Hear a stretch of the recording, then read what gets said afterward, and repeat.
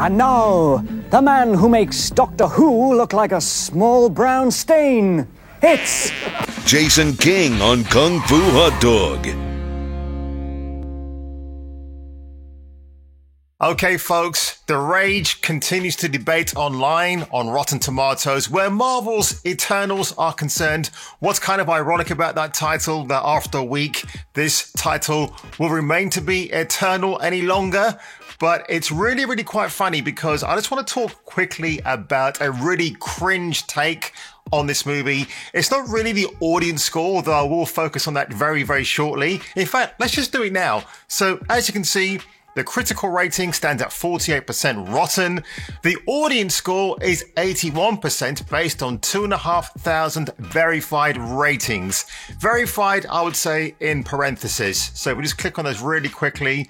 Yeah, this is so funny. Anthony R., it didn't feel like a Marvel movie, but it was still enjoyable. Verified. The first half of the movie felt very rushed, but the second half made up for it. Okay, whatever. Yeah, these are not, guys, these are not even like fully fleshed out reviews. They're just like one note review pieces, like you would say you type into Twitter or WhatsApp or, whatever text messaging service you use to get your message out there very quickly and calmly. The movie has great action, interesting characters, and a well-told story. This is, okay, here we go. So, Maria, I was expecting more from this movie, specifically for being a Marvel movie. I was very disappointed. Okay, maybe a little bit of truth from her there. And, it's just... Yeah, see, the ones where they've actually kind of detailed it, maybe I might give them a pass. But then when you get the... okay, Stefan S. That movie was boring with a capital B, not worth the time. Okay, excellent like Marvel, like always Marvel do. Oh gosh, dude, man, just sort out your grammar.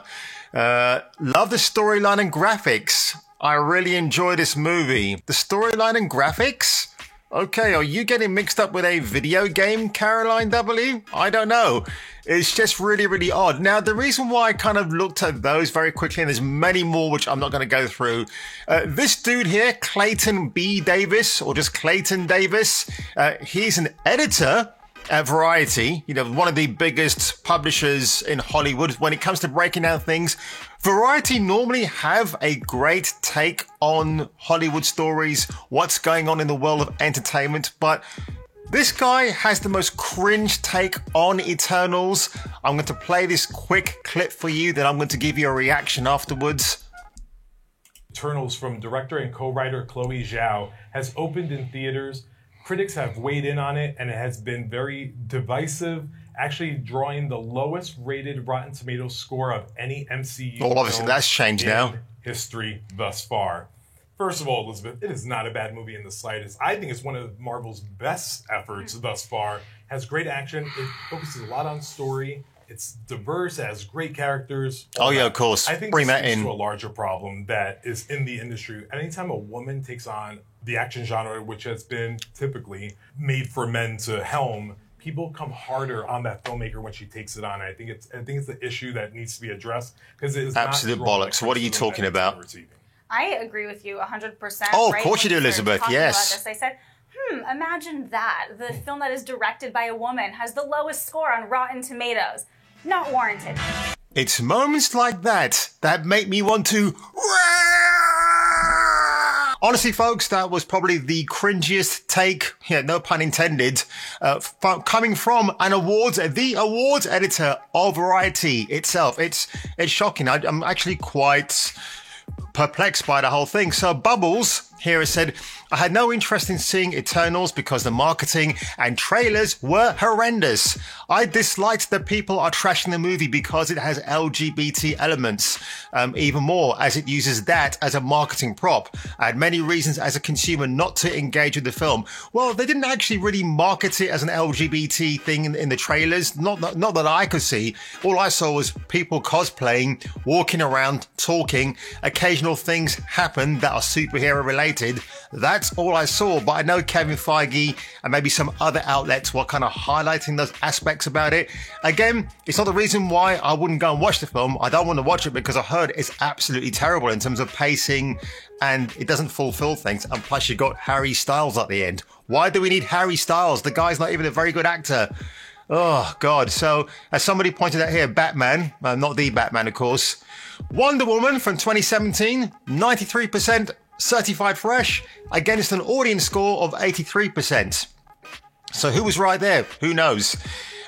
Okay, Birds of Prey and the Fabulous Emancipation of One, Harley Quinn, 79% fresh, 78 audience. So that was pretty close. Now, my favorite is from Summer Dad. Catherine Ann Bigelow is an American film director, one of the GOATs as far as I'm concerned, producer and screenwriter, covering a wide range of genres. Her films include Blue Steel, that's with Ron Silver and Jamie Lee Curtis. Fantastic movie about a stalker. Near Dark, Point Break, Strange Days, K-19, The Widowmaker with Harrison Ford and Liam Neeson, The Hurt Locker, Zero Dark 30, and Detroit. That's a lot of action films. Just saying. And it's absolutely true because, you know, in fact, I don't see Clayton Davis or what's her name? Liz Wagmeister coming to, singing her praises. It's just about the fact that Chloe Zhao, and again, I've actually mentioned this before, she is not to blame for how this film turned out. There are mandates Marvel demands any new director who comes on board to direct one of their films have to sign. Unfortunately, that's how it is today. It was never like that before, but I have a funny feeling Kevin Feige is just trying to forget what happened in the last 10 years and just move on forward with this weird representation message, which is just overdone in my opinion. Okay, from Dead Manuals, dude, it was the woke reviewers that panned it this time. Don't blame us. Maybe the gig is up. SJWs have served their purpose and not that they have a new tool of control at their hand that they themselves made. The entertainment industry was a tool to the people owning it.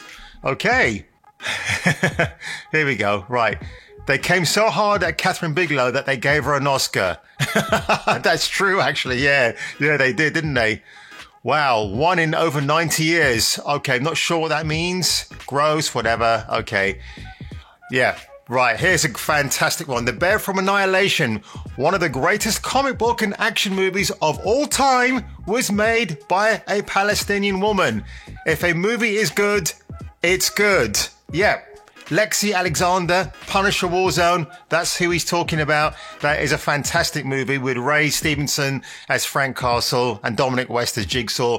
If you haven't seen it, it's like, oh God, it's like put it against John Bernthal's Punisher on Netflix. Oh boy, that's a smorgasbord of violence right there.